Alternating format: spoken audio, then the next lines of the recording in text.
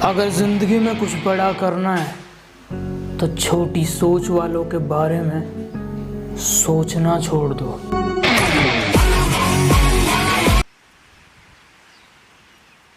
आज हम बनाने वाले एक चबूतरा पक्षियों के लिए बहुत पुण्य का काम है, इसलिए हम इसको पानी प्लस सुगा दोनों को एक साथ 2 in 1 बनाने वाले हैं।